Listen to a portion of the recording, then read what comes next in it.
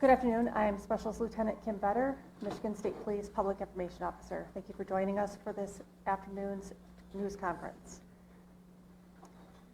Joining us today is Governor Gretchen Whitmer, Colonel James F. Grady II, Director of the Michigan State Police, James Deere, ATF Special Agent in Charge for Michigan, FBI Acting Special Agent in Charge Reuben Coleman, Sheriff Chris Swanson, Genesee County Sheriff, and Chief William Rennie, Grand Blanc Township Police Department. Thank you. I'm here as governor to bring the full support of the entire state of Michigan to this community. I want to thank all of our local law enforcement, state police, federal agents for their swift response. I want to thank local fire and EMS and medical providers for saving lives and caring for those who are still fighting for their lives in the hospital. And thank the incredible Department of Natural Resources Conservation Officer and the local Grand Blanc officer for their brave actions to take down the shooter and their quick response. I think we can see the best of public service in all of these individuals. As I said, I'm here as the governor, but I'm also here as a fellow Michigander whose heart is breaking by another mass shooting in a place that is supposed to be defined by togetherness, in a close-knit community here in Grand Blanc. As a state, we know the pain of this too well. We've seen gun violence in our schools, stores, parades, festivals, and our houses of worship. These are places that we go to feel connected, to feel safe, to be together. But today, this place has been shattered by bullets and broken glass. And this might be a familiar pain, but it hurts all the same. Every time. We cannot keep living our lives like this. I know that this community is reeling right now, and I want you to know that the state of Michigan has your back. Your grief is our grief. I ordered flags lowered statewide, and I spoke with President Trump yesterday, who wanted to share his condolences. We will be here every step of the way and coordinate a full response with our local and federal partners. Folks here at the township, at every level, have been working closely together. If there's one thing I know about Michiganders, it's that we get through hard things together, and that's who we are. That's how the good people here at the Grand Blanc Church of Jesus Christ of Latter-day Saints live their lives. They worship together, they sing together, and they serve together. And that's why I was so proud to see powerful statements from interfaith leaders across Michigan denouncing this attack on a house of worship. They grieved for this congregation as though it was their own. They spoke with one voice for the basic principle that we all believe in, that you should be able to pray in peace in our state no matter who you are. I know that in the hours and days ahead, we will see the best of Michigan. We will see neighbors being neighborly, checking in with a call, bringing over some food, or offering a hug. We'll see medical providers work hard to save lives and treat those in need, with scars both seen and unseen. We will see this congregation unite and rally together like never before and continue worshiping together, singing together, and serving together. Because that's who Michiganders are. We will stay in close contact and continue to work together. Now, like everyone I know, we have lots of questions. How could this happen? What created this moment? Why? And that's motivated by a genuine motivation to understand, to learn, to prevent in the future. But I want to caution everyone. While we are working hard, while the good men and women who are working hard are doing so with due diligence at this juncture, speculation is unhelpful and it can be downright dangerous. So just ask that people lower the temperature of rhetoric. Keep your loved ones close and keep this community close to your hearts. Let's keep doing the work together. Let's be kind and let's love our neighbors. Thank you, and now I'd like to introduce the head of the Michigan State Police, Colonel James Grady. Thank you, Governor, and good afternoon. Now, this community has been greatly impacted by yesterday's events. We are offering our deepest condolences to those affected by this tragedy. This horrific event is something that this community has never experienced. It is important at this time that we come together to support one another in this time of grief. We stand ready and willing to assist both our local and federal partners with any additional needs as this investigation continues.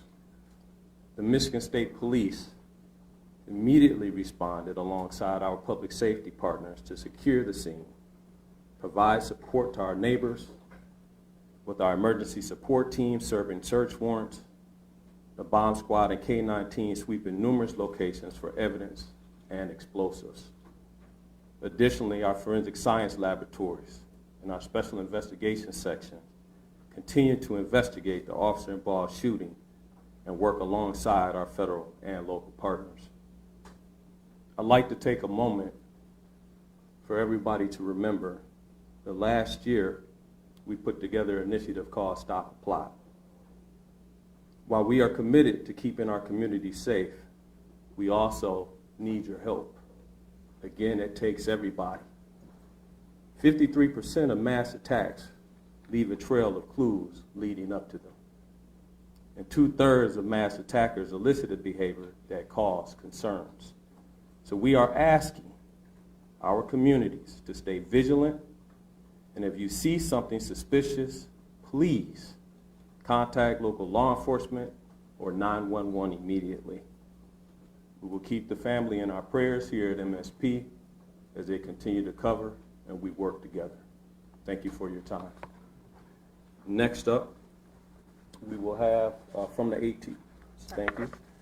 We will have ATS Special Agent in Charge for Michigan, James Deere. Good afternoon. My name is Jim Deere with ATF. I'm the Special Agent in Charge for ATF Michigan. On behalf of the men and women of ATF, I offer my deepest sympathy and condolences to this community and to the families affected by this tragedy, this horrific act of violence. There is no place in our society for this. There's absolutely no place. But it's become all too common, and as we know, we have become more and more desensitized. This community is hurting, and we are here to help them heal. As part of that healing process, ATF has brought in their national response team. This is a cadre of world-renowned investigators for arson and explosive incidents.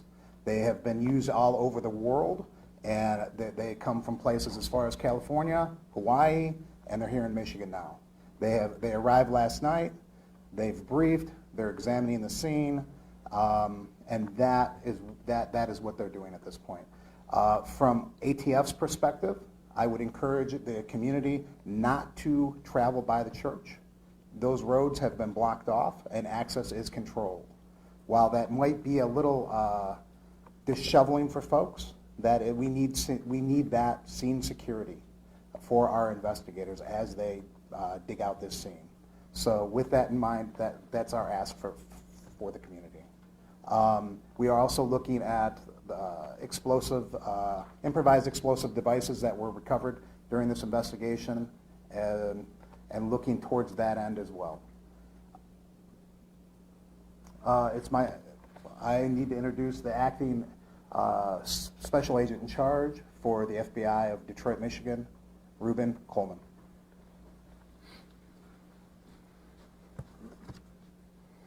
My name is Ruben Coleman. I'm acting Special Agent in Charge of FBI Detroit Field Office, which represents the entire state. At this time, we wanted to provide an update on our investigative efforts regarding yesterday's tragic shooting at the Church of Jesus Christ of Latter-day Saints in Grand Blanc, Michigan. First, I want to express my gratitude for all the cross-agency collaboration between our federal, state, and local partners. Their support has been outstanding and critical to this investigation. We are in lockstep with our partners as we continue to work through this. As I mentioned yesterday, the FBI is investigating this as an act of targeted violence, and we are continuing to work to determine a motive. In the past 24 hours, our investigative squads and specialty teams have been out all night, exhausting leads, some of which have been coming in from the public via tips.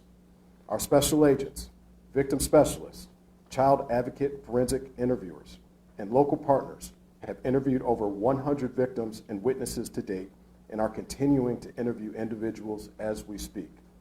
Our Evidence Response Team, or ERT, which is a specialized team of special agents, intelligence analysts, and professional staff, are trained to process crime scenes and collect evidence. They were out all night and continue processing the scene as we speak. Our field office has stood up national equities for support.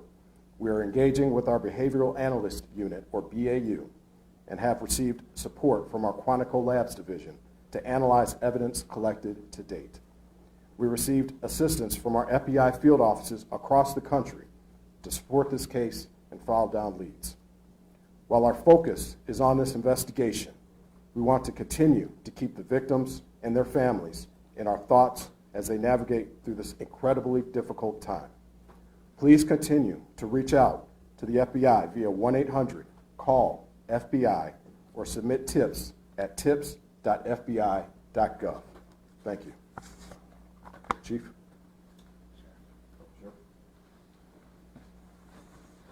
You prepare in peace to perform in chaos. I saw it live. I saw what you trained for, what you planned for, and then reality hit yesterday morning on a bright sunny day when people went to worship.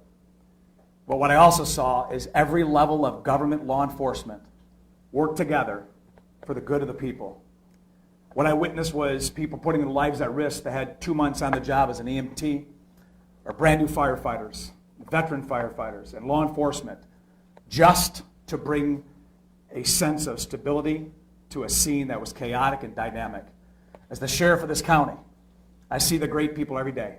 But I want this community to know that those ranks in those agencies that were mentioned before me, we worked together.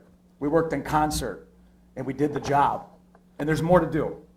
I will tell you, the sheriff's office dedicated every county sheriff medic that we had available, patrol, investigators, we did interviews, emergency management, whatever the task was needed.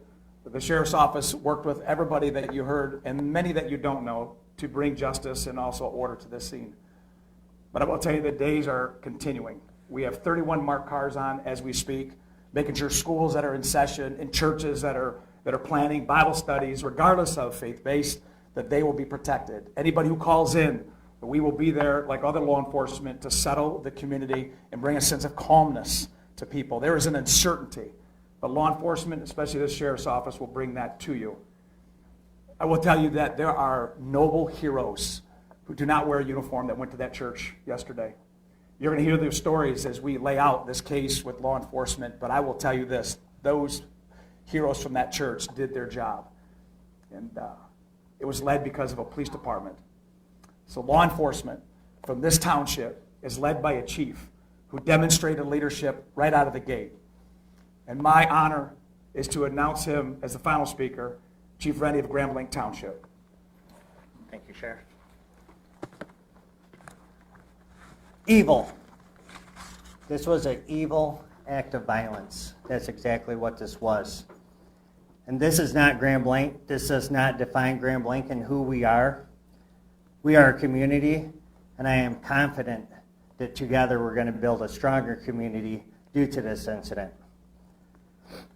Now, an update. This left 5 people dead, 8 people injured. As I said, this is an evil act and does not define Grand Blanc or who we are. At this time, what we know is everyone has been accounted for. We still are in the process of clearing out that church, but at this time, everyone is accounted for. We ask that you stay away from the scene. Let us work to clear this call so then we can get back to normal. That's what we all want. Grand Blanc Township police officers, the community of Grand Blanc Township, we're hurting. And we know that you are hurting as well with us. I want to remind you that we had the Family Assistance Center open.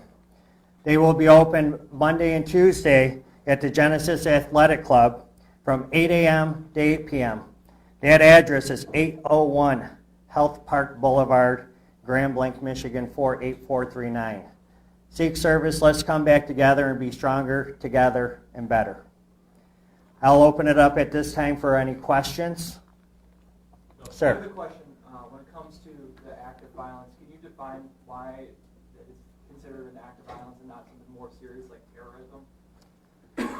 I will let Agent Coleman speak to that particular question. Yes, as of right now, we are calling it an act of violence as this is an investigation that is continuing. We are continuing to receive leads. We're continuing to run down all information. And once we're able to ascertain definitively what we have, that's when we'll make those statements. But as of right now, this is an act of violence. Thank you. Can I follow up on that, please? You called this an act of targeted violence. Can you tell us who you believe the target was? A specific person, the LDS Church, another group? Well, as of right now, again, as this is an ongoing investigation, what I would say is when I say targeted violence, I mean targeted within our state and within our community. Right now, what we are here for are the families and the victims, and we're going to work diligently in order to make sure we can bring closure for them as well. When you speak about the motive, there was some chatter that the suspect's ex-girlfriend was a Mormon or something of that nature, chatter online about that. Is that something that you can speak to, or any possible motive? That is something I cannot speak to at this point in time. We heard that someone was arrested after driving through the barricade near the church. Can you share any information on that, why they were arrested, maybe what their intentions were? Yes, Chief? Yes, I could speak on that. Yes, there was an incident out there. We are still in the process of investigating that incident, whether or not it's related or not. I could tell you that we do have a 21-year-old person in custody for that incident right now. Does the suspect have any prior criminal history or known contact with law enforcement? Are you talking about the suspect from yesterday or today? The suspect from yesterday. The suspect from yesterday has been arrested by law enforcement in the past. And the 5 dead, does that include the suspect, or is that another? The 5 dead includes the suspect. Can you give any details on what those prior arrests were? Burglary and OWI. That I can't give you 100%. What do we know? There. No, so I just want to clarify. No more than you search the church and. We have not completed search in the church, but as we know, everyone has been accounted for. That's going to be all the questions that we answered today. If you this is our last press conference. If there's other pertinent information that develops, we will let you guys all know and post that on our social media account, Grand Blanc Township Police Department Facebook page. Thank you.